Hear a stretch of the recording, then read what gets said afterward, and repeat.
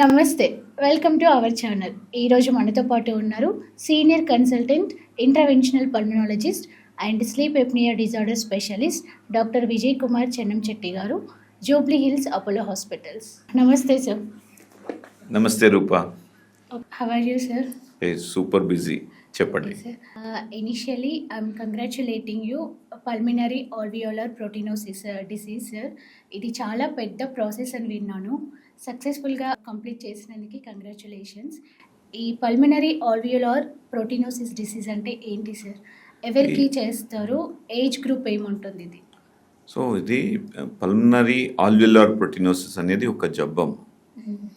So ఇది ఏంటంటే very rare, అంటే 1,00,000 మందికి ఒకరికో 2,00,000 మందిలో ఒకరికో అలా చూస్తూ ఉంటాం. అయితే ఇందులో ఏమవుతుందంటే మన లంగ్స్ ఎప్పుడు నిరంతరం ఒక నిమిషానికి 15 నుండి 20 సార్లు గాలి తీసుకోవాలి, గాలి వదిలేసేయాలి కదా.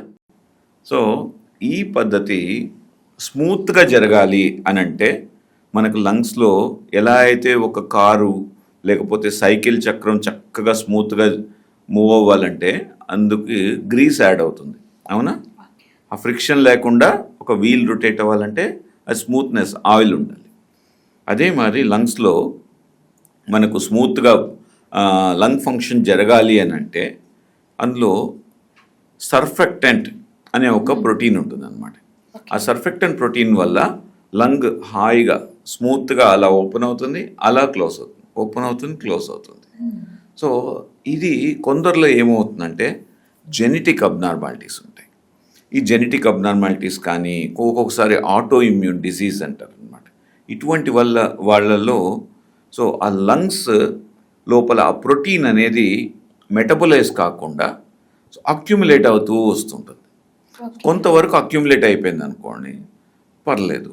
బాగా ఎక్కువ అక్యుములేట్ అయిపోయింది, ఎగ్జాంపుల్ మనం ఇంతకుముందు అనుకున్నట్టుగానే ఒక సైకిల్ చక్రానికి కొంచెం గ్రీస్ ఉన్నింది అనుకోండి, స్మూత్గా వెళ్తుంది.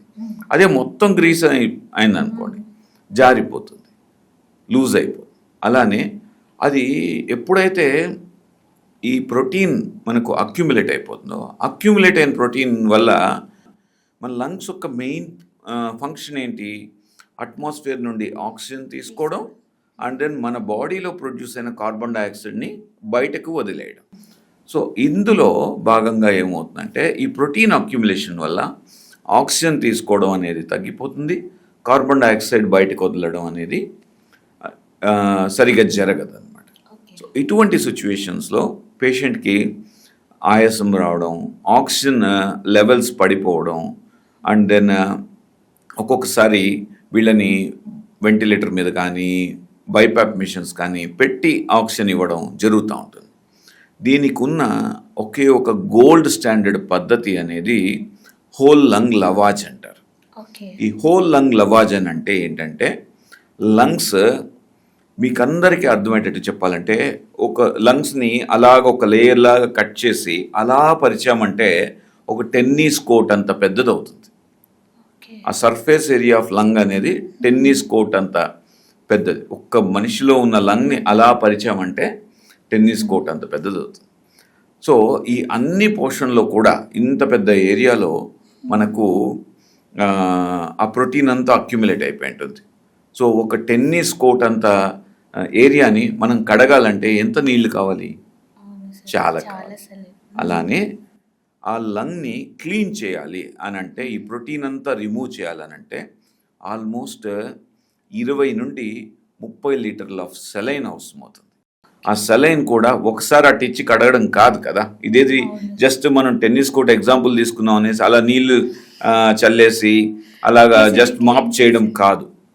బట్ ఇక్కడ ఏమవుతుందనంటే దీని పద్ధతి ప్రకారం ఒక నిమిషానికి ఒక కొంచెం ఒక maybe around 300-400 ml saline patient పరిస్థితి బట్టి, పేషెంట్ ఎంత టాలరేట్ చేస్తున్నాడు అనే దాన్ని బట్టి లోపలికి సెలైన్ పంపించడం, నీట్గా దానికి respective physiotherapy techniques, bronchoscopy techniques ఉంటాయి, అవన్నీ చేయడం అండ్ దెన్ ఆ నీరుని బయటకు రిమూవ్ చేయడం.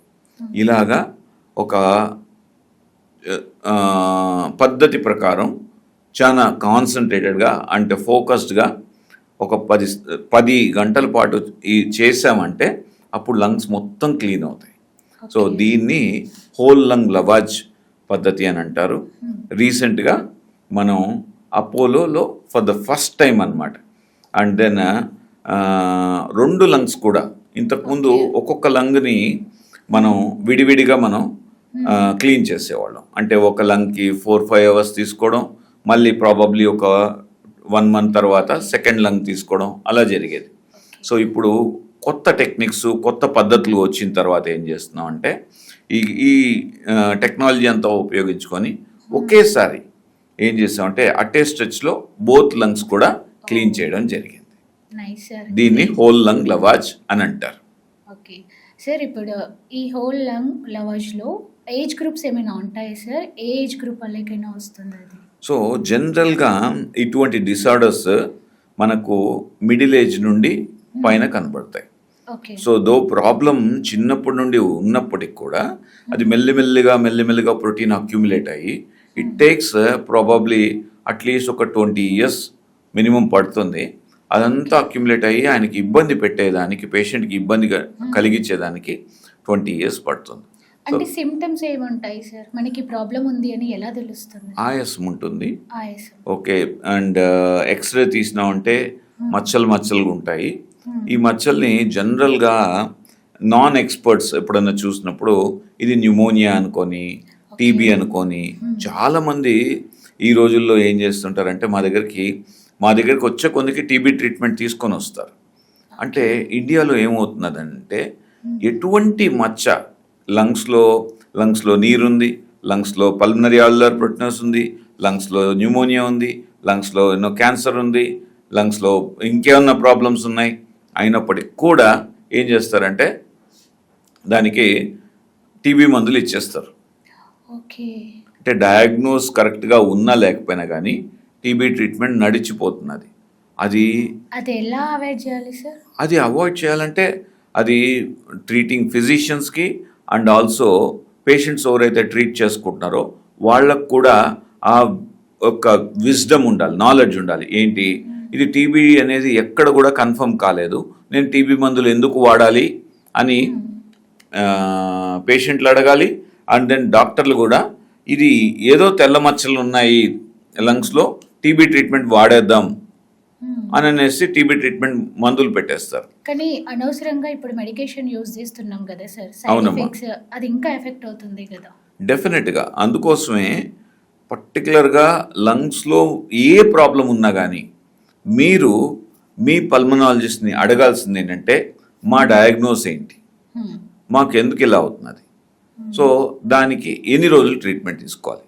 ఎందుకంటే ఇప్పుడు పల్మనరీ ఆల్వియోలార్ ప్రోటీనోసిస్ అనుకున్నాం, దీనికి హోల్ లంగ్ లవాజ్ ఒక 8 నుండి 10 hours ప్రొసీజర్ థియేటర్లో అతి ఫోకస్డ్గా చాలా పద్ధతిగా జాగ్రత్తగా చేసుకోవాల్సిన ప్రొసీజర్ అని డిస్కస్ చేసినాం.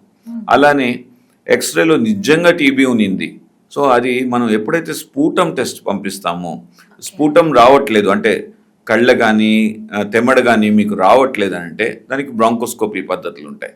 దాని ద్వారా డయాగ్నోస్ చేసి మనం టీబీ అని కన్ఫర్మ్ చేసుకొని ఆ 6 months నుండి 1 year ట్రీట్మెంటో, ఒక్కొక్కసారి 1.5 year ట్రీట్మెంటో కూడా వాడాల్సి వస్తుంది. అదే మీ ఎక్స్రేలో ఉన్నది లంగ్ క్యాన్సర్ అనుకోండి, ఆ లంగ్ క్యాన్సర్ అంటే మీ ట్రీట్మెంట్ మొత్తం మారిపోతుంది. ఏంటి, lung cancer stage 1, stage 2, stage 3, stage 4, దాన్ని బట్టి ట్రీట్మెంట్ అనేది మారడం అండ్ దెన్ డిజైన్ చేయడం అనేది జరుగుతూ ఉంటుందని గుర్తుపెట్టుకోవాలి. అన్ని ఎక్స్రేలో ఉన్న మచ్చలు టీబీ కాదు. మీరు దయచేసి మీ డయాగ్నోస్ కన్ఫర్మ్ చేసుకొని టీబీ మందులు కానీ వేరే ట్రీట్మెంట్ పద్ధతులు కానీ వాడాల్సిన అవసరం ఉంటుంది అని గుర్తుపెట్టుకోవాలి. సార్, ఇప్పుడు ఈ లంగ్ లావేజ్ గురించి చెప్పారు కదా సార్, అది ఒక్కసారి చేశాక ఆ పేషెంట్స్ లంగ్స్ ఎలా ఉంటాయి సార్? ప్రీవియస్గా హెల్దీ లంగ్స్ ఎలా ఉన్నాయో అలానే ఉంటాయా? మళ్ళీ వాళ్ళు ఏదైనా మెడికేషన్ యూస్ చేయడమో, ఇంకేమైనా కేర్ తీసుకోవడమో ఏమైనా ఉంటుందా సార్? రూప, చాలా చక్కటి ప్రశ్న తీసుకొచ్చాం. యాజ్ ఆఫ్ నౌ మనం GMCSF అనేది నెబులైజ్ పద్ధతిలో వాడినట్లయితే ఈ డిసీజ్ అనేది ప్రోగ్రెస్ కాకుండా ఉంటుంది. అంటే లేదంటే ఏమవుతుందంటే మళ్ళీ మళ్ళీ ఇది వచ్చే అవకాశం ఉంటుంది. కాకపోతే అన్ఫార్చునేట్లీ ఈ ఇంజెక్షన్స్ ఇండియాలో దొరకట్లేదు.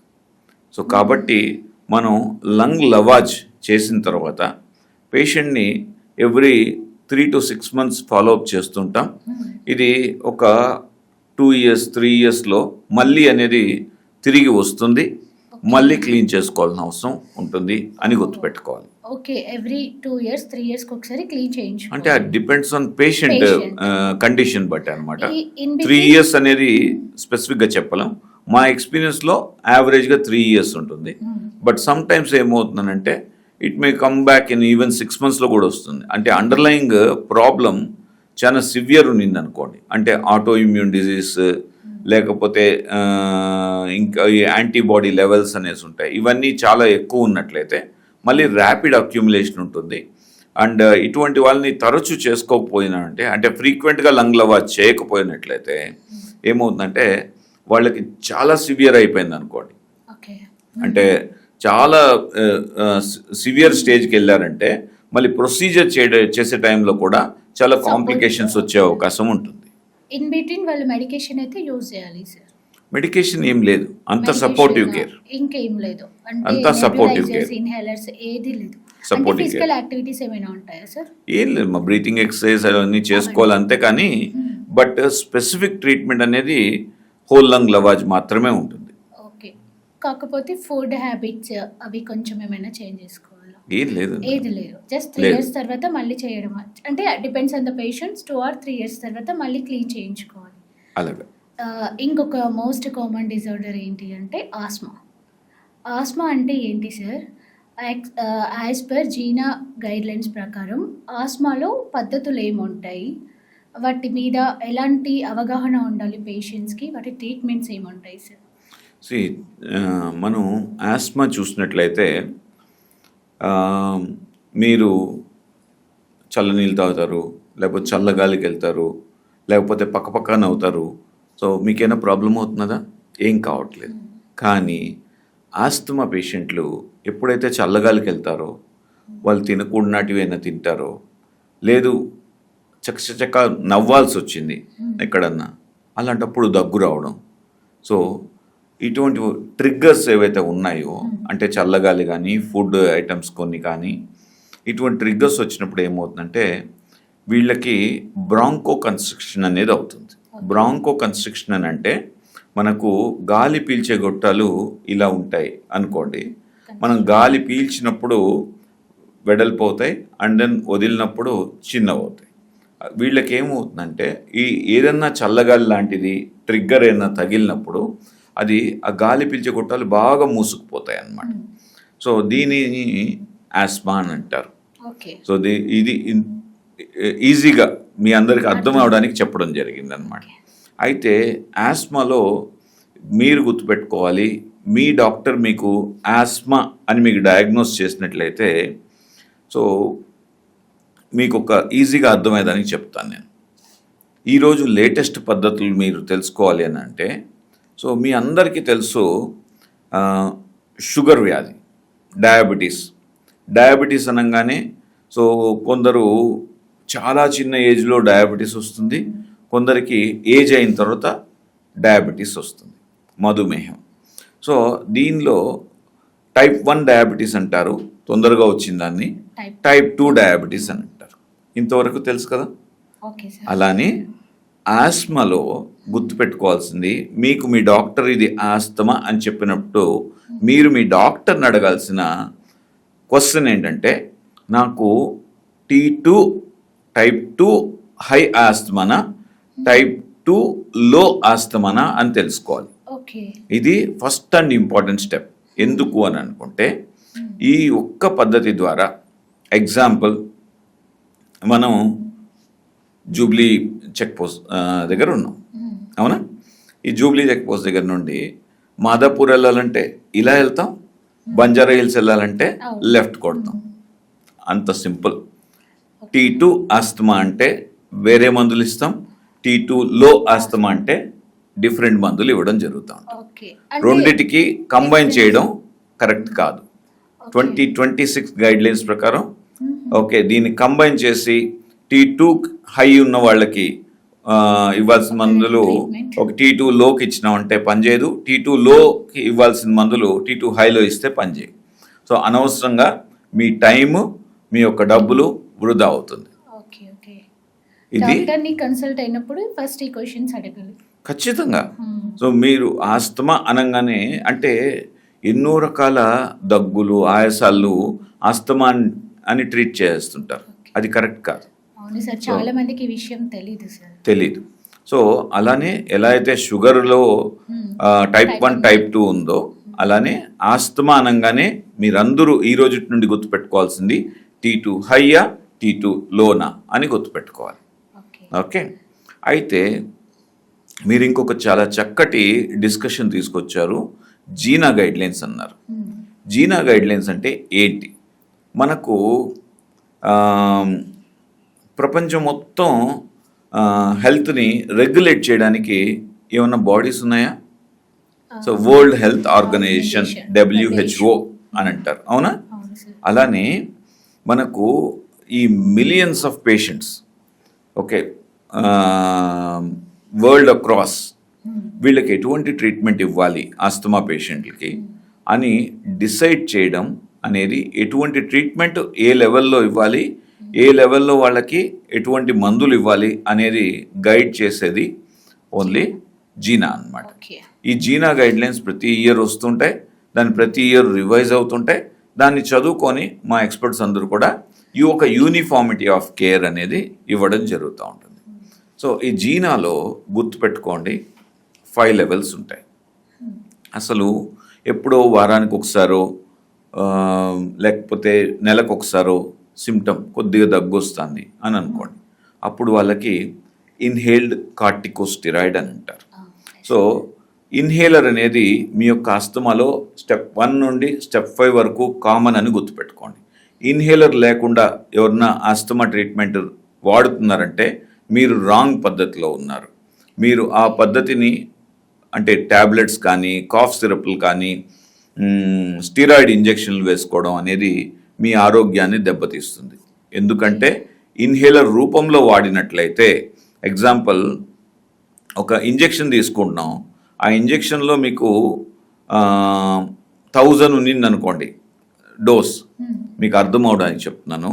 అదే మీరు ఇన్హేలర్ రూపంలో తీసుకుంటే 10 డోసో 1 డోస్లోనో కంప్లీట్ అయిపోతుంది. అంటే 100 టైమ్స్ నుండి 1000 టైమ్స్ వరకు డోస్ తక్కువ ఉంటుంది. ఎప్పుడైతే డోస్ తక్కువ ఉన్న మందులు ఇన్హేలర్ రూపంలో తీసుకొని లంగ్స్కి డైరెక్ట్గా ఇస్తామో అప్పుడు ఆ మందుల యొక్క సైడ్ ఎఫెక్ట్లు కూడా చాలా చాలా తక్కువ ఉంటాయి. కాబట్టి లెవెల్ 1 నుండి లెవెల్ 5 వరకు ఏ లెవెల్లో ఉన్నా, మీరు ఏ స్టెప్లో ఉన్నా కానీ మీరు మర్చిపోకూడదు మీరు కరెక్ట్ ఇన్హేలర్ మీద ఉన్నారా లేదా అని గుర్తుపెట్టుకోవాలి. అండ్ ఫస్ట్ లెవెల్లో ఉన్న వాళ్ళకి మనం ఇన్హేల్డ్ కార్టికోస్టెరాయిడ్స్ ఇస్తాం. 2 సెకండ్ లెవెల్లో ఏం చేస్తా అంటే ఇన్హేల్ కార్టికోస్టెరాయిడ్స్ ప్లస్ లాబాస్ అని అంటారు. దీన్ని మీరందరూ గుర్తుపెట్టుకోవాల్సింది స్మార్ట్ థెరపీ. ఈరోజు మీకు స్మార్ట్ అనేది అర్థం చేసుకోవాలి. స్మార్ట్ అని అంటే single maintenance and reliever therapy. దీని లోపలికి మళ్ళీ వెళ్దాం, బట్ అగైన్ లెవెల్ 2లో మీరు స్మార్ట్ థెరపీలో ఉన్నారా లేదా అనేది చూసుకోవాలి. ఫార్మెట్రాల్, బ్యూడిసనైడ్ ఆర్ ఫార్మెట్రాల్, ఫ్లూటికసోన్ ఈ కాంబినేషన్ మందులు వాడినట్లయితే మీ లెవెల్ 2లో ఉన్న ఆస్తమా స్టేబుల్ ఉంటుంది. అప్పటికి మీరు బెటర్ కాలేదు, అప్పుడు ఏం చేసుకోవాలని అనుకుంటే అప్పుడు ట్యాబ్లెట్స్ అయినా పెడతాం, 1-2 ట్యాబ్లెట్స్ పెడతాం. అంటే మాంటెల్యూకాస్ట్ చాలామంది వినుంటారు. విదేశాల్లో ఎవరన్నా చూస్తున్నట్లయితే ఇదే డ్రగ్ని సింగులేర్ అని అంటారు. సో ఇది వాడుతున్నారా లేదా చూసుకోవాలి. ఇది వాడుతున్నప్పుడు కూడా ఇంకా స్టేబుల్ కాలేదంటే యాంటీహిస్టమిన్స్ వాడడం జరుగుతూ ఉంటుంది. ఒక్కొక్కసారి బ్రాంకోడైలటాస్ ఉంటాయి, అంటే డెరిఫిలిన్ కానీ ఎబిఫైలిన్ కానీ డాక్సోఫైలిన్ కానీ ఇటువంటి ట్యాబ్లెట్స్ కూడా లెవెల్ 3 ఆర్ స్టెప్ 3లో వాడడం జరుగుతూ ఉంటుంది. స్టెప్ 4లో ఏం చేస్తామంటే మనం ట్రిపుల్ థెరపీ అంటారు. ట్రిపుల్ థెరపీ అంటే మనం ఇన్హేలర్లోనే ఇన్హేల్ కార్టికోస్టిరాయిడ్స్ లాబా అని అనుకున్నాం, దీన్ని స్మార్ట్ థెరపీగా అనుకున్నాం. దీనికి తోడు ట్రిపుల్ థెరపీ అంటే యాంటీకొలినర్జిక్ అని ఉంటుంది. సో ఆ మందులు కూడా వాడేదాన్ని లెవెల్ 4 అని అంటారు. దాని తర్వాత వస్తే లాస్ట్ లెవెల్ 5 అంటారు అనమాట, స్టెప్ 5 అంటారు. ఈ స్టెప్ 5 గుర్తుపెట్టుకోవాల్సింది ఏంటంటే బయోలాజిక్స్ అని ఉంటాయి. ఈ బయోలాజిక్ మందులు వాడినట్లయితే, సో ఇప్పుడు ఇంతకుముందు అనుకున్నాం కదా T2 హై T2 లో, T2 హై T2 లోలో డిఫరెంట్ బయోలాజికల్స్ ఉంటాయి. అయితే చాలా సంవత్సరాలు అంటే మేము చదువుకునే రోజుల నుండి, ఐఎమ్ టాకింగ్ అబౌట్ 2000 ఆ ప్రాంతం నుండి ఓకే, మనకు ఇండియాలో కానీ ప్రపంచం మొత్తం కూడా అవైలబిలిటీ ఉన్న బయోలాజికల్లో ఒమాలిజుమాబ్ అంటే రఫ్లీ అరౌండ్ 30 సంవత్సరాల ఎక్స్పీరియన్స్ ఉంది ఈ ఇంజెక్షన్ మీద. దాని తర్వాత ఏమైనాయి, గత 4 నుండి 5 సంవత్సరాల్లో మనకు అవైలబిలిటీ కొత్త బయోలాజికల్స్ అవైలబిలిటీ ఉన్నాయి. ఉదాహరణకు మెపోలిజుమాబ్ అని అంటారు, బెన్రాలిజుమాబ్ అని అంటారు. ఈ రెండు కూడా చాలా మంచి అండ్ వెరీ గుడ్ బయోలాజికల్స్ అని చెప్పాలి. ఈ బయోలాజికల్స్ ఏం చేస్తాయంటే స్టేజ్ 5 ఆర్ స్టెప్ 5లో ఉన్న పేషెంట్స్ని చాలా చక్కగా కంట్రోల్ అవుతుంది. అంటే ఏంటంటే, సో చీటికి మాటికి వాళ్ళకి సివియర్ ఆస్తమా వచ్చి స్టిరాయిడ్ మందులు వాడాల్సి వస్తున్నారని అనుకోండి, అటువంటి వాళ్ళకి ఇటువంటి బయోలాజికల్ ఇంజెక్షన్ పెట్టినట్లయితే వాళ్ళ యొక్క డిజీజ్ చాలా రెమిషన్లోకి వెళ్తుంది, కంట్రోల్కి వచ్చేస్తుంది. అండ్ ఇండియాలో లేని బయోలాజికల్స్ కానీ మనం రీసెర్చ్ పరంగా ఉన్నాయి, అవి మనం వాడుతున్నాం కూడా. అంటే స్పెషల్ పర్మిషన్తో యూస్ చేస్తుంటాం అనమాట. దీన్ని డుపిలిమాబ్ అని అంటారు, టెజిపులిమాబ్ అని అంటారు అనమాట. సో ఇటువంటి బయోలాజికల్స్ కూడా ఈరోజు మనకు ఇండియాలో అవైలబిలిటీ ఉన్నాయి. గుర్తుపెట్టుకొని దీన్ని ఎటువంటి పేషెంట్స్లో వాడాలో అటువంటి వాళ్ళకి కరెక్ట్గా మనం ప్రిస్క్రైబ్ చేసినట్లయితే వీళ్ళ యొక్క ఆస్తమా అనేది పూర్తిగా కంట్రోల్కి వస్తుందని గుర్తుపెట్టుకోవాలి. సార్, ఇప్పుడు మీరు 5 లెవెల్స్ ఎక్స్ప్లెయిన్ చేశారు. అవును. ఇప్పుడు ఎవరైతే ఫస్ట్ లెవెల్లో ఉన్నవాళ్ళు, సెకండ్ లెవెల్లో ఉన్నవారు, వాళ్ళు ఏదైనా ప్రాపర్గా ఫిజికల్ యాక్టివిటీస్ కానీ మెడికేషన్ కానీ ప్రాపర్గా యూస్ చేస్తే ఆ లెవెల్లో అలా కంటిన్యూ చేయొచ్చా? దీన్ని step up therapy and step down therapy అని అంటారు. ఎగ్జాంపుల్, లెవెల్ 4లో ఉన్నారని అనుకోండి ఎవరన్నా, వాళ్ళ పల్మనరీ ఫంక్షన్ టెస్ట్ ఏం చేస్తామంటే ఎవ్రీ 3 monthsకి ఒకసారి టెస్ట్ చేస్తూ వస్తాం. స్టేబుల్ ఉంది, ఒక 6 months 1 year పాటు స్టేబుల్ ఉంది, వాళ్ళని లెవెల్ 4లో ఉన్నట్లయితే లెవెల్ 3కి, లెవెల్ 3లో ఉన్నట్లయితే లెవెల్ 2కి తీసుకొస్తాం. అక్కడ స్టేబుల్ ఉన్నట్టే మళ్ళీ తగ్గిస్తాం. దీన్ని స్టెప్ డౌన్ అని అంటారు. మనకు రివ్యూలో మళ్ళీ వచ్చినప్పుడు వాళ్ళ లంగ్ ఫంక్షన్ తగ్గింది అని అంటే, ఇప్పుడు స్టెప్ 3లో ఉన్నారు అని అనుకోండి, స్టెప్ 3లో ఉన్న వాళ్ళ లంగ్ ఫంక్షన్ తగ్గింది, వాళ్ళ యొక్క సిమ్టమ్స్ కంట్రోల్ ఇంకా పూర్తిగా కంట్రోల్ రాలేదు అని అంటే, అప్పుడు ఏం చేస్తా అంటే స్టెప్ 4కి మార్చడం జరుగుతూ ఉంటుంది. దీన్ని step up therapy, step down therapy. అయితే మీరందరూ గుర్తుపెట్టుకోవాల్సిన విషయం ఏంటంటే, సో అసలు మీరు పల్మనరీ ఫంక్షన్ టెస్ట్ చేస్తే కదా, పిఎఫ్టీ చేయట్లేదు. పిఎఫ్టీ చాలా తక్కువ మంది చేసుకుంటున్నారు. ఆస్తమా ఉన్నప్పటికి కూడా ఏముంది, నాకు ఎప్పుడన్నా ఆయాసం వచ్చిందంటే మందులు వాడతానంటారు. దీనికి నా దగ్గర సమాధానం ఏంటంటే, మీకు ఒక షుగర్ ఉంది, బీపీ ఉంది, మీరు షుగర్ టెస్ట్ చేసుకొని రోజు మాత్ర వేసుకుంటారా, లేకపోతే ఒక లెవెల్లో కంట్రోల్ వచ్చిన తర్వాత రోజు మాత్ర వేసుకుంటూ నెలకొకసారి 2 నెలలకు ఒకసారి షుగర్ టెస్ట్ చేసుకుంటారా? మనం రోజు మందులు వేసుకుంటూ అప్పుడప్పుడు టెస్ట్ చేసుకొని చూసుకోవాలి. కానీ ఆస్తమా విషయంలో 98% సమ్టైమ్స్ రూరల్ ఏరియాలో 100% పేషెంట్స్ ఈ పద్ధతులు వాడట్లేదు. ఏం చేస్తున్నారంటే, వాళ్ళు దీర్ఘకాలిక ప్రాబ్లం అని డాక్టర్ గారు చెప్పినప్పటికి కూడా వాళ్ళకి సిమ్టమ్స్ ఏమైనా వచ్చినప్పుడే మందులు తీసుకోవడం జరుగుతున్నారు. ఇన్హేలర్ ఒకసారి రాసామనుకోండి, ఆ ఇన్హేలర్ ఏంటంటే ఇంకా 10 సంవత్సరాలు ఇంకా దాని గురించి మర్చిపోతారనమాట. అంటే అదే ఎప్పుడో ఒకప్పుడు వాడుకుంటుంటారు. అలా చేయొద్దండి. లంగ్ ఫంక్షన్ అట్లీస్ట్ మీకు ఆస్తమా ఉన్నట్లయితే, స్టేబుల్ ఉన్నట్లయితే అట్లీస్ట్ సంవత్సరానికి ఒకసారి చెక్ చేయండి. మీకు స్టేబుల్ లేదు, తరచూ దగ్గు వస్తున్నది, తరచూ పిల్లికూతలు వస్తున్నాయి, తరచూ మీకు ఆయాసం వస్తున్నది, ఇటువంటి కంప్లైంట్స్ ఉన్నట్లయితే మాత్రం దయచేసి మీరు అట్లీస్ట్ 3 మంత్స్కి ఒకసారి మీ యొక్క లంగ్ ఫంక్షన్ చెక్ చేసుకోండి. లంగ్ ఫంక్షన్లో FEV1 అని ఉంటుంది అనమాట. ఓకే. అది స్టేబుల్ ఉందా లేదా, మన ఏజ్కి తగినట్టుగా ఉందా లేదా, అండ్ దెన్ ఎంత డెఫిషియన్సీ ఉంది, ఎంత డెఫిషియన్సీ ఉంటే దానికి ఎటువంటి మందులు వాడాలి అనేది మీ పల్మనాలజిస్ట్తో మాట్లాడి జాగ్రత్తగా మీరు అటువంటి మందులు వాడాల్సిన అవసరం ఎంతైనా ఉంటుంది. టెస్ట్ 3 మంత్స్కి ఒకసారి అలా చేయించుకుంటే బెటర్. ఈవెన్ హెల్దీ పర్సన్ కూడా సార్, కాదమ్మా, హెల్దీ పర్సన్ అవసరం ఆస్థమాటిక్స్ లేదు, ఓన్లీ ఆస్మా సి పేషెంట్. ఒక ఏజ్ తర్వాత సో మీరు గుర్తుపెట్టుకోవాల్సింది ఏంటంటే లంగ్ ఫంక్షన్ అనేది చిన్నప్పటి నుండి ఒక సెకండ్ డికేడ్ ఎండ్ అంటే 20 ఇయర్స్ 25 ఇయర్స్ వచ్చే కొద్దికి మ్యాక్సిమం అవుతుంది. ఉదాహరణకు మీకు అనుకోండి, లేకపోతే నాకు అనుకోండి, నాకు 3 లీటర్ లంగ్ ఫంక్షన్ రీచ్ అయింది 25 ఇయర్స్. ఆ 3 లీటర్ లంగ్ ఫంక్షన్ 35 ఇయర్స్ కూడా 3 లీటరే ఉంటుందా? ఉండదు. మెల్లిమెల్లిగా అంటే ఒక 20 to 30 ml డ్రాప్ అవుతూ వస్తుంది అనమాట. ఎందుకంటే ఏజ్తో లంగ్ ఫంక్షన్ అనేది కొద్దిగా తగ్గుతూ వస్తుంది. సో ఇది ఆస్థమాటిక్స్లో కానీ అండ్ ఈ రోజున్న మన మెట్రో ఏరియాస్లో పొల్యూషన్ వల్ల కానీ ఏమవుతుందంటే ఆ 20 to 30 ml తగ్గడం కన్నా కూడా కొందరికి 70 ml 80 ml 100 ml కూడా తగ్గిపోతుంది. అంటే దీనివల్ల లంగ్స్ అనేది యాక్సలరేటెడ్ ఏజింగ్ అవుతున్నది. ఓకే, అస్తమా వల్ల కానీ COPD వల్ల కానీ ఈ యొక్క పొల్యూషన్ వల్ల కానీ లంగ్ నార్మల్గా ఏజ్ కాకుండా ఫాస్ట్గా ఏజ్ అయిపోతున్నది.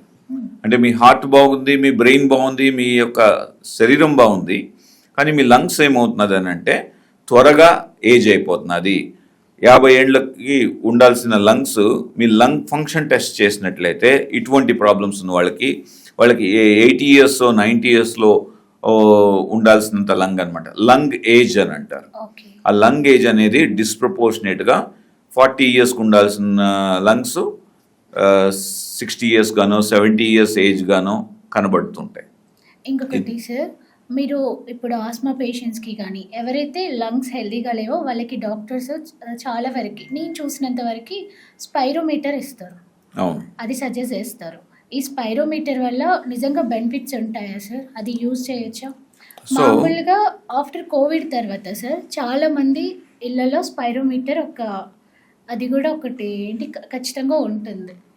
సో స్పైరోమెట్రీ ఖచ్చితంగా అందరి ఇళ్లలో ఉన్నాయో లేదో నాకు తెలీదు రూప, కానీ గుర్తుపెట్టుకోవాల్సింది ఏంటంటే స్పైరోమెట్రీ అనేది ఒక డిస్ప్లే డివైస్ కాదు. అంటే ఒక షోకేస్లో పెట్టుకొని దాన్ని అటు ఉంచడం వల్ల మీకు కానీ ఇంట్లో ఎవరికి కానీ ఉపయోగం ఉండదు. గుర్తుపెట్టుకోవాల్సింది ఏంటంటే స్పైరోమెట్రీ చేయడం మంచిది. ఎందుకంటే అదొక బాల్ ఉంటుంది, ఆ బాల్ ఎంతవరకు రేస్ చేస్తాను అనేది దాన్ని ఏంటంటే సీయింగ్ ఈజ్ బిలీవింగ్. మనం చూస్తున్నాం, ఫస్ట్ కాలం రేజ్ అయిందంటే కొంత లంగ్ ఫంక్షన్ ఉన్నట్లు, సెకండ్ ఉందంటే ఇంకా ఎక్కువ ఉన్నట్టు, థర్డ్ ఉన్నట్టు హెల్తీగా ఉన్నాయి లంగ్స్ అనేసి, అంతేనా? అదే మాది మనం గుర్తుపెట్టుకోవాల్సింది ఏంటంటే స్పైరోమెట్రీ అనేది మనకు ప్రాణాయామ లెక్క. ఎవరైతే మనకు అనులోమ్ విలోమ్ కానీ భస్త్రిక కానీ టూమో బ్రీతింగ్ కానీ ఇటువంటివి రెగ్యులర్గా చేస్తుంటారో వాళ్ళకి స్పైరోమెట్రీ అవసరం లేదు. ఎవరైతే ఇంకా అలా లేకుండా ఈ పద్ధతి ఇన్స్ట్రుమెంట్ ఉంది చేసుకోండి అని అన్నాం అనుకోండి, అప్పుడన్నా చేస్తారనే ఒక చిన్న ఆశ, చిన్న హోప్, స్పైరోమెట్రీ ఉంటుంది. అటువంటి డివైజెస్ ఇంకొన్ని మనం డిస్కస్ చేయాలి. ఎటువంటి అంటే మనకు మార్కెట్లో మ్యూకస్ క్లియరెన్స్ డివైజెస్ అని ఉంటాయి. కొంతమంది పేషెంట్స్కి ఏమవుతుందంటే తరచుగా లంగ్స్ నుండి తెమ్మడ వస్తూనే ఉంటుంది. దీన్ని క్రానిక్ బ్రాంకైటిస్ అని అంటారు. కొందరిలో ముద్దలు తెమ్మడ వస్తూనే ఉంటుంది, దాన్ని ప్రాబబ్లీ బ్రాంకియెక్టైసిస్ అని అంటారు. ఈ రెండు డిసార్డర్స్లో ఏమవుతుందంటే అన్లెస్ లంగ్స్ క్లీన్ అవ్వకపోతే వాళ్ళ యొక్క బెస్ట్ పర్ఫార్మెన్స్ ఇవ్వలేరు. అంటే ఆయాసం కానీ, లేకపోతే తక్కువ దూరం నడిస్తే బ్రీతింగ్ డిఫికల్టీ రావడం కానీ, లేకపోతే తరచుగా మళ్ళీ ఇన్ఫెక్షన్స్ రావడం కానీ జరుగుతూ ఉంటుంది. ఇటువంటి వాళ్ళు ఏం చేయాలంటే స్పైరోమెట్రీ చేస్తే వాళ్ళకి పెద్ద ఉపయోగం ఉంటుంది. వాళ్ళు చేసుకోవాల్సింది ఏంటంటే మెయిన్గా ఈ మ్యూకస్ క్లియరెన్స్ డివైస్ అనేసి అక్కపిల్ల అని ఉంటుంది. ఎరోబికా అని ఉంటుంది, ఇంకా లంగ్ ఫ్లూట్ అని ఉంటుంది. ఇటువంటివి చాలా ఉన్నాయి. అంటే వేరియస్ కంపెనీస్ వేరియస్ పద్ధతుల్లో రిలీజ్ చేస్తున్నాయి. ఆల్మోస్ట్ 7-8 కంపెనీస్ ఉన్నాయి అటువంటివి. ఈ డివైజెస్ వాడడం వల్ల ఏమవుతుందంటే, ఎగ్జాంపుల్ మనకు లంగ్ ఫ్లూట్ తీసుకుందాం, పెట్టుకొని అలాగా ఊదుతున్నప్పుడు ఏమవుతుందంటే లోపల ఒక వైబ్రేషన్ వచ్చి, అంటే ఆ డివైస్లో ఉంటుందన్నమాట. ఆ వైబ్రేషన్ ఏం చేస్తుందంటే లంగ్స్ లోపట ఉన్న తెమ్మడనంతా కూడా మూవ్ చేస్తుంది. దీన్ని డిస్ఇంపాక్షన్ అని అంటారు. ఎప్పుడైతే ఆ తెమ్మడ ఫ్రీ అవుతుందో అప్పుడు ఏమవుతుందనంటే ఈజీగా పేషెంట్ దగ్గినప్పుడు తీసేయగలుగుతాడు. ఓకే, లేకపోతే అది అక్కడే జామ్ అయిపోతుంది. సో కాబట్టి కరెక్ట్ ఇన్హేలర్ వాడుతూ, కరెక్ట్ కాఫ్ సిరప్స్ కానీ మ్యూకోలైటిక్స్ అని ఉంటాయి, ఇవి వాడుతూ ఈ డివైస్ వాడినట్లయితే వీళ్ళ యొక్క లంగ్ హెల్త్ చాలా ఇంప్రూవ్ అవుతుంది. సో స్పైరోమెట్రీనే కాకుండా ఇటువంటి మ్యూకస్ క్లియరెన్స్ డివైజెస్ కూడా మనం ప్రాక్టీస్లో మీ డాక్టర్ గారు చెప్పుంటే మాత్రం తప్పకుండా రోజుకి మార్నింగ్ ఒక 5 to 10 minutes, ఈవినింగ్ ఒక 5 to 10 minutes ఎంప్టీ స్టమక్ మీద ఇటువంటి డివైజెస్ వాడడం అనేది చాలా చాలా ఇంపార్టెంట్ అని గుర్తుపెట్టుకోవాలి. నార్మల్ పర్సన్స్ వాడొచ్చా సార్? ఎవరు అంటే నార్మల్ వాడకూడదు, అవసరం లేదా? నార్మల్ వాడకూడదు. అంటే చాలా మందికి కోవిడ్ వచ్చింది కదా సార్ కొన్ని ఇయర్స్ బ్యాక్. సో తర్వాత సజెస్ట్ చేశారు, అవి కొన్ని రోజులు వాడి మానేశారు కదా, వాళ్ళు ఇప్పుడు కంటిన్యూ చేసుకోవడానికి అవసరం? సో ఇది part of a bigger project అమ్మా. అంటే పల్మనరీ రీహాబిలిటేషన్ అని అంటారు. పల్మనరీ రీహాబిలిటేషన్ ఏంటంటే ఇప్పుడు మనం అందరూ గుర్తుపెట్టుకోవాల్సింది, మన ఇంట్లో సిఓపిడి పేషెంటో ఆస్తమా పేషెంట్ ఉన్నారనుకోండి, వీళ్ళు ఏం చేస్తారంటే ఇనీషియల్గా వాళ్ళ హెల్త్ బాగున్నప్పుడు ఒక 4 kilometers 5 kilometers నడవగలుగుతారు అనుకోండి. ఒక 1 hourలో రోజు మొత్తానికి కూడా ఒక 10,000 steps వేస్తున్నారు అని అనుకోండి. కానీ వీళ్ళు ఏమవుతుందంటే వీళ్ళ లంగ్ ఫంక్షన్ తగ్గే కొద్దికి మెల్లిగా 4 kilometers నడిచేవాళ్ళు 3 చేస్తారు, మళ్ళీ 2 చేస్తారు. కానీ వాళ్ళని ఎలా ఉన్నారు సార్ అంటే నేను బాగున్నాను అంటాడు, కానీ వాళ్ళ యొక్క పర్ఫార్మెన్స్ తగ్గింది మాత్రం చెప్పరు. అలాగా లాస్ట్కి ఎలా అవుతుందంటే ఈవెన్ బాత్రూమ్కి వెళ్ళేసి వచ్చినా కానీ ఆయాసపడిపోతుంటారు. అండ్ దెన్ వాళ్ళ యొక్క దినచర్యలు, అంటే ఎగ్జాంపుల్ ఒక షర్ట్ బటన్ వేసుకోవాలి, షూ వేసుకోవాలి, లేకపోతే సాక్స్లు వేసుకోవాలి అని వంగితే కూడా దీన్ని బెండాప్నియా అంటారు. అంటే వంగినప్పుడు ఎవరికైనా ఆయాసం వస్తున్నది అని అంటే దాన్ని బెండాప్నియా అంటారు. ఈ బెండాప్నియా అంటే ఖచ్చితంగా గుర్తుపెట్టుకోవాలి, వాళ్ళకి హార్ట్ ప్రాబ్లమో, లంగ్ ప్రాబ్లమో, లేకపోతే సివియర్ యాసిడ్ రిఫ్లక్సో, ఇటువంటి అండర్లయింగ్ ప్రాబ్లమ్స్ ఉండే అవకాశం ఉంది. దాన్ని కరెక్ట్గా డయాగ్నోస్ చేసుకొని కరెక్ట్ పద్ధతిలో ట్రీట్మెంట్ చేసుకున్నట్లయితే ఖచ్చితంగా ఇంప్రూవ్ అవుతారు. ఇంకొకటి సార్, ఇప్పుడున్న లైఫ్ స్టైల్లో మామూలుగా కార్పొరేట్ కంపెనీస్ కానీ మెడికల్ హెల్త్ సెక్టర్ సైడ్ కానీ అవన్నీ మెయిన్ ఏరియాస్లో ఉంటాయి. సో అక్కడ పొల్యూషన్ కూడా ఎక్కువగా ఉంటుంది. అండ్ ఆల్సో పీపుల్ కూడా ఏంటి అంటే ఇప్పుడు ఈ ట్రాఫిక్ ఒకటి, దాని గురించి కూడా వాళ్ళకి ఇష్టం ఉన్నా నచ్చకపోయినా నచ్చిన సరౌండింగ్స్లో ఉంటారు. ఇంత పొల్యూషన్ ఉన్నప్పుడు మామూలుగా ఏంటి అంటే లంగ్స్ క్యాన్సర్ కానీ లంగ్స్ పాడవడం ఓన్లీ స్మోకింగ్ వల్ల అంటారు. ఇప్పుడున్న లైఫ్ స్టైల్లో ఈ పొల్యూషన్ ఎఫెక్ట్ ఎంత ఉంటుంది సార్? అంటే ఇప్పుడు ఇలాంటి ఏరియాస్లో ఉన్న ఎవరైతే ఉంటారో వాళ్ళకి ఎలాంటి కేర్ తీసుకోవాలి, ఎలాంటి జాగ్రత్తలు తీసుకుంటే లంగ్స్ ఇన్ఫెక్ట్ అవ్వకుండా ఉంటాయి సార్? సో ఇది ఇన్ఫెక్షన్ కాదమ్మా, గుర్తుపెట్టుకోవాల్సింది ఏంటంటే మనం ఎప్పుడైతే మనం మెట్రోస్ కానీ హైలీ పొల్యూటెడ్ సిటీస్లో ఉన్నట్లయితే వెరీ అన్ఫార్చునేట్ థింగ్ గుర్తుపెట్టుకోవాల్సింది ఏంటంటే ప్రపంచంలో 20 ప్రధాన నగరాలు బాగా పొల్యూట్ అయినాయనేసి ఒక సర్వే రిలీజ్ అయింది. ఈ 20లో ఇండియాలో 18 ఉన్నాయి. అంటే ఇండియా యొక్క పొల్యూషన్ ఎయిర్ క్వాలిటీ అనేది చాలా చాలా దిగజారిపోయింది. అందువల్లే మేము చదువుకునే రోజులు అంటే 30 years బ్యాక్ మేము ఒక లంగ్ క్యాన్సర్ పేషెంట్ చూసినట్లయితే ఆ లంగ్ క్యాన్సర్ పేషెంట్స్ ఒక 10 మంది వచ్చినట్లయితే 10 మంది కూడా స్మోక్ చేసేవాళ్ళు ఉండేవారు. ఓకే. కానీ ఈరోజు వేరియస్ ఇంటర్నేషనల్ ట్రయల్స్ చెప్తున్నాయి ఆల్మోస్ట్ 10-20% స్మోక్ చేయకపోయినా కానీ లంగ్ క్యాన్సర్ వస్తున్నది. కానీ ఇండియన్ సినారియో చాలా డిఫరెంట్ ఉంది. ఇండియాలో ఏమవుతున్నదంటే రఫ్లీ అరౌండ్ మనకు 10 పేషెంట్స్ చూస్తున్నాం లంగ్ క్యాన్సర్ అంటే రఫ్లీ ఆడవాళ్ళు అండ్ దెన్ ఏజ్ మరీ ఎక్కువ లేకుండా 30 years 40 years అటువంటి వాళ్ళు చూసినట్లయితే రఫ్లీ 50% ఆఫ్ దెమ్లో స్మోకింగ్ హిస్టరీనే లేదు. ఓకే. అంటే స్మోక్ చేయకపోయినా జస్ట్ మీరు ఇండియాలో పుట్టిన భాగ్యానికి మీకు లంగ్ క్యాన్సర్ వస్తున్నది అని గుర్తుపెట్టుకోండి.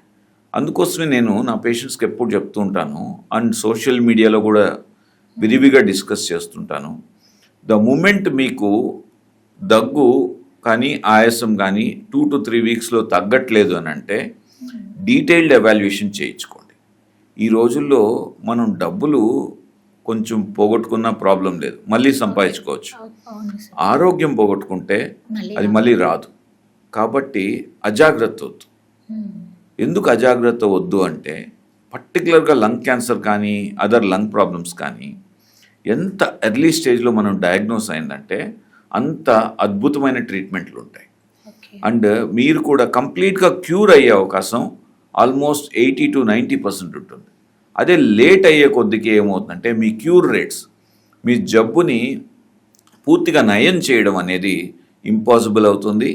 అండ్ అలానే ఈవెన్ ఒకవేళ మనం ఎంత ఖర్చు పెట్టినా కానీ మీ యొక్క లైఫ్ స్పాన్ ఏదైతే ఇప్పుడు ఎగ్జాంపుల్ ఒక లంగ్ క్యాన్సర్ డయాగ్నోజ్ అయింది, సో ఆ లైఫ్ స్పాన్ ఒక ఎగ్జాంపుల్ 5 years బతుకుతారని అనుకోండి. అది ఎర్లీ స్టేజ్లో డయాగ్నోజ్ అయిందంటే మీకు కంప్లీట్ క్యూర్ అయిపోయి లంగ్ క్యాన్సర్ నుండి విముక్తి ఉంటుంది. కానీ అది ఎప్పుడైతే మీరు లేట్ స్టేజ్లో వస్తారో 2 years 3 years బతకడము ఉంటుంది. సో ఆ లైఫ్ స్పాన్ని మనం పెంచాలి, మిమ్మల్ని జబ్బు నుండి పూర్తిగా క్యూర్ చేసుకోవాలనంటే మీరు ఎర్లీ డయాగ్నోస్ చేసుకోవడం చాలా చాలా ఇంపార్టెంట్. ఓకే. అంటే ఇప్పుడు డయాగ్నోసిస్ కాకుండా మామూలుగా పర్సనల్గా ఎలాంటి కేర్ తీసుకోవాలి సార్? ఎక్సర్సైజెస్ కానీ మాస్క్ కానీ అలా ఏమైనా ఉంటాయి? So very very valid point అమ్మా. సో ఫస్ట్ ఇంపార్టెంట్ మనం గుర్తుపెట్టుకోవాల్సింది ఏంటంటే మనకు ఒక హెల్తీ లైఫ్ స్టైల్లో లంగ్స్ కానీ ఓవరాల్ హెల్త్ ఈ రోజుట్లో మనకు చాలా ఎవిడెన్స్, సైంటిఫిక్ ఎవిడెన్స్. ఒక రోజుకి రఫ్లీ అరౌండ్ 7 to 8 hours నిద్రపోవాలి. ఓకే. అట్లీస్ట్ 1 గంట పాటు వ్యాయామం చేయాలి. అండ్ వాటర్ ఇంటేక్ రఫ్లీ around 2.5 to 3 liters. Okay. And మీకు కుదిరినైతే మీ డాక్టర్ మీరు పేషెంట్లు కాకుండా ఉంటే మాత్రం healthy life స్టైల్కి 2.5 to 3 liters. And then ఆ రోజు బయట ఎక్కువ తిరిగారు, అసలే ఇది ఎండాకాలం, సో డీహైడ్రేషన్ ఎక్కువ ఉంటుంది. కాబట్టి మీ బాడీ ఏం చెప్తున్నది అనేది విని మీకు దాహమైనప్పుడంతా కూడా నీళ్ళు తీసుకుంటూ ఉండండి. సో ఇవి మెయిన్ అన్నమాట. సో మన ఒక డైట్, సో డైట్ కూడా చాలా కాన్షియస్గా టూ మచ్ ఆఫ్ స్వీట్స్ తినకుండా, too much of carbohydrate intake లేకుండా, good amount of protein nutrition and then correct టైంకి తినడం, ఇవన్నీ చాలా చాలా ఇంపార్టెంట్. Okay sir. మాస్క్ అది వద్దా సార్? మాస్క్ తప్పకుండా వాడడం మంచిది. మీరు ఆల్రెడీ ఒక లంగ్ ప్రాబ్లం ఉంది, అస్తమా ఉన్నాయి, అలర్జీ ఉంది, లేకపోతే స్లీప్ యాప్నియా ఉంది, లేకపోతే ఇంకొక లంగ్ ప్రాబ్లమ్స్ ఏమైనా ఐఎల్డి లాంటివి ఉన్నాయి ఉన్నట్లయితే మీరు తప్పకుండా బయట వెళ్తున్నప్పుడు హై ట్రాఫిక్ కానీ హెవీ ట్రాఫిక్ ఉన్న టైంలో మీరు ఒక ఈవెన్ మొబైల్ యాప్స్లో చూసినట్లయితే you will get to know what is the air quality index. Air quality index మంచిగా లేదు అని అంటే మాత్రం మీరు తప్పకుండా మాస్క్ వాడండి. మాస్క్ వాడి రొటీన్ మీరు ఒక క్లాత్ కట్టేసుకొని నేను మాస్క్ వాడుతున్నాను అంటే దానివల్ల ఉపయోగం ఉండదు. సో కనీసం ఒక సర్జికల్ మాస్క్ అని అంటారు, సర్జికల్ మాస్క్ వాడినట్లయితే మీ యొక్క పొల్యూషన్ లెవెల్స్ మీ లంగ్ మీద ఇంపాక్ట్ అనేది ఎక్కువ లేకుండా తగ్గించడం జరుగుతుంది. ఇంకొకటి సార్, మీరు మాస్క్ అన్నారు కదా, కొంతమంది ఒక్క మాస్క్ ఒక 2 డేస్ కూడా అలా వాడతారు. అలా యూజ్ చేయొచ్చా సార్? 2 డేస్ ఏంటమ్మా, 2 మంత్స్ వాడేవాళ్ళు కూడా ఉన్నారు. అసలు అలాంటివి చేయకూడదండి. ఒక్కసారి మాస్క్ తీసుకున్నట్లయితే వాడి then throw it off. Throw it. Okay, probably few hours is good few enough. Hours. అంతే. ఓకే. హోల్ డే 24 అవర్స్ అలా యూజ్ చేయొచ్చా సార్? వద్దు నో? వద్దు. ఇప్పుడు మామూలుగా చిన్న పిల్లలకి ఈ రోజుల్లో ఎక్కువగా అవేర్నెస్ వచ్చింది. వ్యాక్సినేషన్ ఏం చేసుకుంటున్నారు సార్. అప్పుడు వ్యాక్సినేషన్ గురించి ఎక్కువ అవేర్నెస్ లేదు, తగ్గించారు. ఇప్పుడు ఏమైనా లంగ్స్ డిసీజెస్ రాకుండా, వాటి లంగ్స్కి ఎలాంటి ఎఫెక్ట్స్ రాకుండా వ్యాక్సినేషన్ ఏమైనా ఉంటుందా సార్? అడల్ట్ వ్యాక్సినేషన్ అనేది చిన్నపిల్లల్లో ఏమవుతుందంటే యూనివర్సల్ ఇమ్యునేషన్ ప్రోగ్రామ్ అని ఉంటుంది. అంటే చిన్నపిల్లలకి పద్ధతి ప్రకారం పీడియాట్రిషియన్స్ కన్సల్టేషన్లో ఉంటే వాళ్ళు వ్యాక్సిన్స్ అన్నీ చిన్నప్పటి నుండి ఆల్మోస్ట్ 12 years వరకు ఒక పద్ధతిలో వ్యాక్సిన్స్ ఉంటాయి, అవన్నీ వేసేస్తూ ఉంటారు. కానీ అడల్ట్ వ్యాక్సినేషన్ అనేది చాలా చాలా neglected thing, to be honest. Okay, నిన్ననే నా వ్యాక్సిన్ కూడా వేసుకున్నాను నేను. సో అయితే గుర్తుపెట్టుకోండి, సో కొన్ని ప్రాబ్లమ్స్ పర్టికులర్గా న్యూమోకోకల్ న్యూమోనియా కానీ, ఫ్లూ న్యూమోనియా అంటే ఇన్ఫ్లుయెన్జా అని ఉంటుంది. ఒకప్పుడు 2008 ప్రాంతంలో ఏమైందంటే అది ఒక పాండమిక్గా వచ్చింది. ఓకే, H1N1 స్వైన్ ఫ్లూ అని అంటారు. సో అప్పుడు చాలా భయభ్రాంతులకు గురయ్యాం. సో అదొకటి. తర్వాత అడల్ట్స్లో గుర్తుపెట్టుకోవాల్సింది ఏంటంటే ఒక ఏజ్ తర్వాత, అంటే వేరే ఏం మెడికల్ ప్రాబ్లం లేనప్పటికి కూడా 50 అనేది మనం కట్ ఆఫ్ పెట్టుకోవచ్చు. ఓకే. 50 years కన్నా ఎక్కువైనప్పుడు ఏమవుతుందంటే ఆటోమేటిక్గా బాడీలో ఉన్న ఇమ్యూన్ సిస్టమ్ అనేది కొద్దిగా తగ్గుతుంది. దీన్ని ఇమ్యూన్ సెనెసెన్స్ అని అంటారు. ఓకే. ఈ ఇమ్యూన్ సెనెసెన్స్ వల్ల ఏమవుతుందంటే ఓకే చిన్న చిన్న ప్రాబ్లమ్స్ కూడా పెద్ద ఇంపాక్ట్ చూపెట్టే అవకాశం ఉంటుంది. అంటే ఎగ్జాంపుల్, ఒక వైరల్ ఇన్ఫెక్షన్ వచ్చింది. జనరల్గా అది గొంతు దగ్గర ఉండాలనో లేకపోతే సైనస్లో ఉండాలో ఇలా ఉండాలి. అలా కాకుండా ఏమంటే అది న్యూమోనియాగా మారుతుంది ఎవరికైతే ఇమ్యూన్ సిస్టమ్ వీక్ ఉంటుందో. సో దీనిలో మనం ప్రివెంటబుల్ డిజీజ్ మనం ఏవైతే అనుకున్నామో అంటే pneumococcal pneumonia, influenza, diphtheria, pertussis, tetanus, తర్వాత ఈ చికెన్ పాక్స్, షింగిల్స్ అని అంటారు. షింగిల్స్ అంటారు. సో ఇటువంటివి, టైఫాయిడ్, సో ఇదొకటి. తర్వాత రెస్పిరేటరీ సిన్సిషియల్ వైరస్ అంటారు. అన్ఫార్చునేట్గా ఇండియాలో ఇంకా ఈ వ్యాక్సిన్ లేదు, but across the world developed కంట్రీస్లో ఇది రిలీజ్ అయినది. ప్రాబబ్లీ ఇంకొక 6 months 1 yearలో మనకు కూడా వస్తుంటుంది. సో ఇవన్నీ కూడా ఏమవుతుందంటే మనం ఆ వైరస్ బారిన పడినప్పుడు సివియర్గా ఇబ్బంది పడకుండా మన ఇమ్యూన్ సిస్టమ్ని నెక్స్ట్ లెవెల్ తీసుకెళ్ళడానికి చాలా చాలా ఉపయోగపడుతుంది. కాబట్టి ఈ వ్యాక్సిన్స్ మనం ఖచ్చితంగా వాడాల్సి ఉంటుంది. ఓకే. ఎవరైనా తీసుకోవచ్చు, అడల్ట్ ఏజ్ గ్రూప్లో ఉన్న వాళ్ళు, 50+ ఉన్న వాళ్ళు 50+ తీసుకోవచ్చు. ఉన్న వాళ్ళు. తక్కువ ఉన్న వాళ్ళు సార్, వాళ్ళకి ఏం అవసరం లేదా? వాళ్ళకైనా రిస్క్ ఫ్యాక్టర్స్ ఉన్నాయని అనుకోండి. రిస్క్ ఫ్యాక్టర్స్ ఉంటేనే తీసుకోవాలి, లేకపోతే అంటే వాళ్ళకి ఆస్తమా ఉంది, సిఓపిడి ఉంది, ఐఎల్డి ఉంది, లేక షుగర్ కంట్రోల్లో లేదు, ఈ పేషెంట్కి ఇంకో త్వరలో మనం ట్రాన్స్ప్లాంట్కి తీసుకెళ్తున్నాం, అంటే heart transplant, liver transplant, lung transplant ఇట్లాంటివి తీసుకెళ్తున్నాం. ఇటువంటి వాళ్ళకి ఏంటంటే వాళ్ళకి ట్రాన్స్ప్లాంట్ చేసే ముందే ఈ వ్యాక్సిన్స్ ఇచ్చేస్తాం అనమాట. సో దట్ వాళ్ళు ఫ్యూచర్లో ట్రాన్స్ప్లాంట్ అయిన తర్వాత ఏమవుతుందంటే lot of immune suppressive medications వాడడం ఉంటుంది. ఈ ఇమ్యూన్ సిస్టమ్ని తగ్గించే మెడికేషన్స్ వాడినప్పుడు వాళ్ళకి కొత్త ఇన్ఫెక్షన్స్ వచ్చే అవకాశం ఉంటుంది. కాబట్టి సో ముందే ట్రాన్స్ప్లాంట్ చేయడానికి ముందే ఈ వ్యాక్సిన్స్ అన్నీ కూడా ఇవ్వడం జరుగుతూ ఉంటుంది. ఓకే. అంటే మీరు ఒకసారి నాకు చెప్పారు కదా సార్ వ్యాక్సిన్ వేయించుకోమని. అవును, సో నా ఏజ్ గ్రూప్ వాళ్ళు కూడా వేయించుకోవచ్చేమో. అదే చెప్తున్నాను కదా. సో ఏదైనా మెడికల్ ప్రాబ్లమ్స్ ఉంటే వేసుకోవాలి. ఓకే. అండ్ మీకెందుకు చెప్పానంటే మనమంతా కూడా హెల్త్ కేర్ వర్కర్స్ అనమాట. అంటే హెల్త్ కేర్ ప్రొఫెషనల్స్. మనం ఏ ఎన్విరాన్మెంట్లో ఉంటాం? హాస్పిటల్ ఎన్విరాన్మెంట్లో ఉంటాం. హాస్పిటల్ ఎన్విరాన్మెంట్లో చాలా ఇన్ఫెక్షన్స్తో చాలా పేషెంట్స్ వస్తుంటారు. వాళ్ళ నుండి మనకు ఈ ప్రాబ్లమ్స్ అంటే న్యూమోనియాస్ కానీ ఫ్లూ కానీ మనకి ఈజీగా వచ్చే అవకాశం ఉంటుంది. కాబట్టి మనందరూ కూడా మనం వ్యాక్సిన్ తీసుకోవాలి. ఇంకొకటి నార్మల్గా వింటుంటాం సార్, లంగ్స్లో నీరు చేరడం అంటారు. అవునండి. లంగ్స్‌లో నీరు చేరడం అంటే ఏంటి సార్? లంగ్స్ చుట్టూతూ ఏదైతే మనకు కవరింగ్ లేయర్ ఉంటుందో దీన్ని ప్లూరా అని అంటారు. దీనిలో 2 లేయర్స్ ఉంటాయి. ఒకటి పెరటల్ ప్లూరా అంటారు, ఇంకోటి విజరల్ ప్లూరా అంటారు. ఈ రెండిటి మధ్య నీరు చేరడాన్ని ప్లూరల్ ఎఫ్యూషన్ అని అంటారు.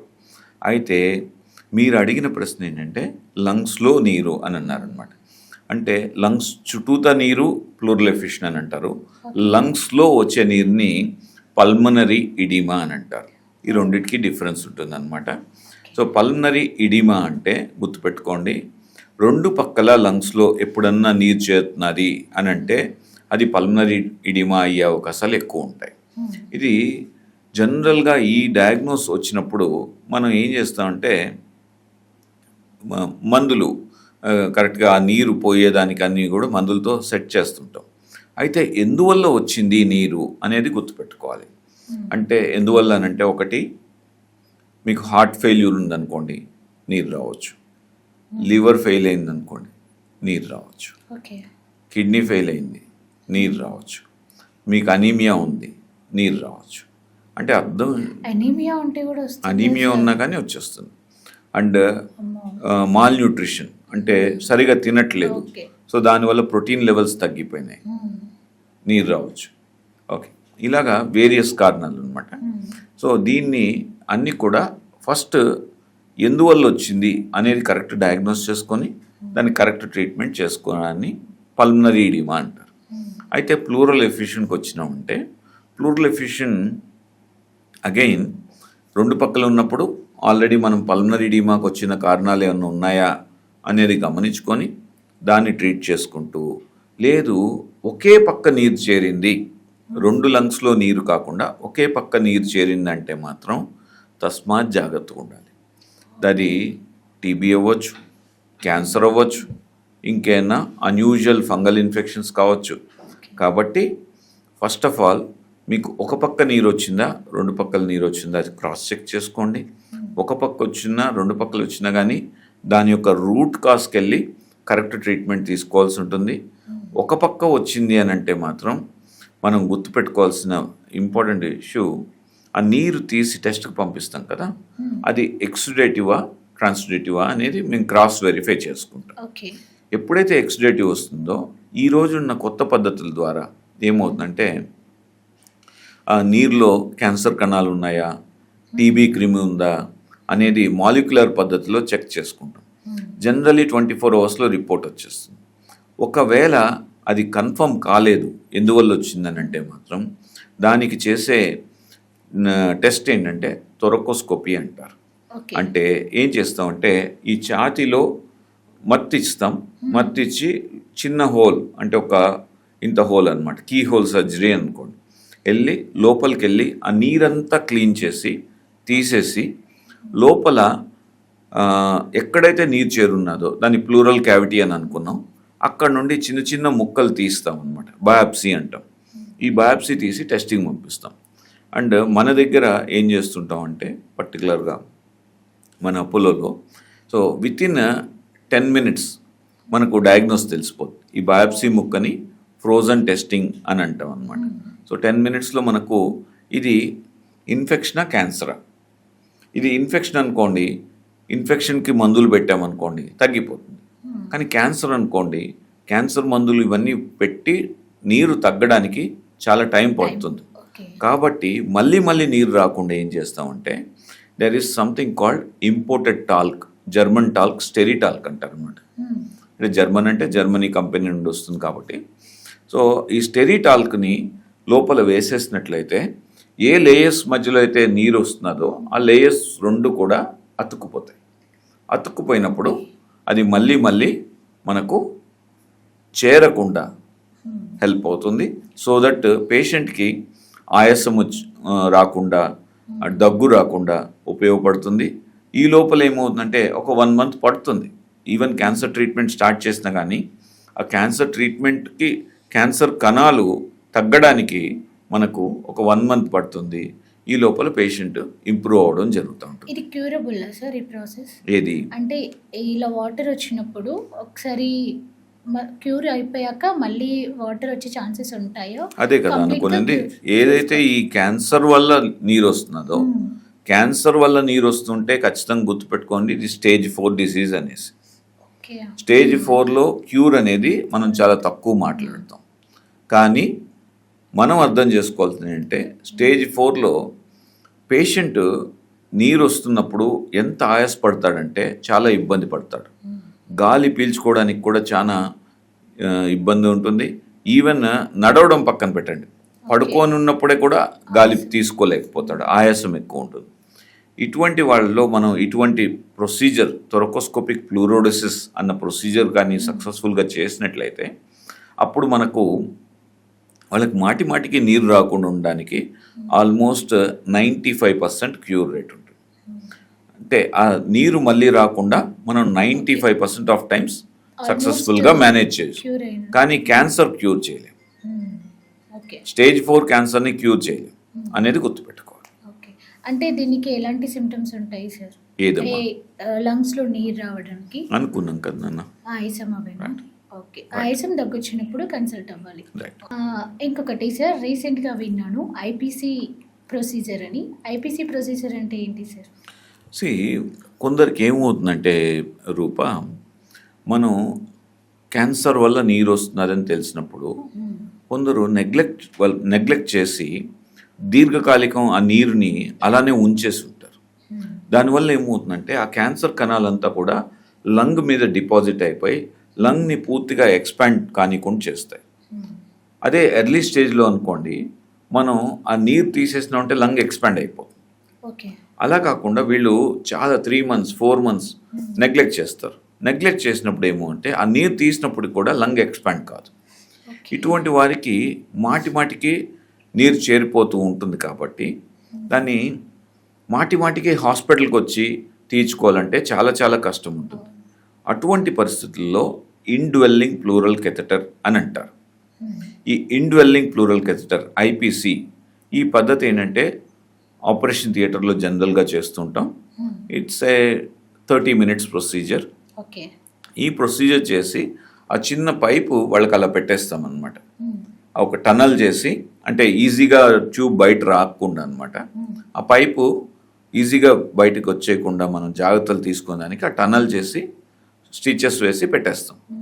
దీనికి ఏం చేస్తామంటే పేషెంట్ని డిశ్చార్జ్ చేస్తాం అదే రోజు. పేషెంట్కి ఆయాసం వచ్చినప్పుడు ఏం చేస్తామంటే ఒక చిన్న బాటిల్ ఉంటుంది, ఆ బాటిల్ కనెక్ట్ చేసుకుంటారు. కనెక్ట్ చేసుకున్నప్పుడు నీరు ఆటోమేటిక్గా అదే వచ్చేస్తుంది. మాటికి అంటే వారానికి జనరల్గా వీళ్ళు కొందరు రోజు కూడా నీరు తీసుకోవాల్సి ఉంటుంది. అటువంటి వాళ్ళు రోజు హాస్పిటల్ రాలేరు కదా, ఎంత ఖర్చు. ఈ ఖర్చు అన్ని తగ్గించడానికి ఈ ఇండ్వెల్లింగ్ ప్లూరల్ కెథెటర్ అనే పద్ధతి వాడడం జరుగుతూ ఉంటుంది. దీనివల్ల చాలా పేషెంట్స్ బెనిఫిట్ అవుతూ ఉంటారు. పర్టికులర్గా క్యాన్సర్లో ఎక్కువ వాడుతూ ఉంటాం. Thank you sir, thank you so much for sharing your knowledge. Thanks. Thank you Roopa.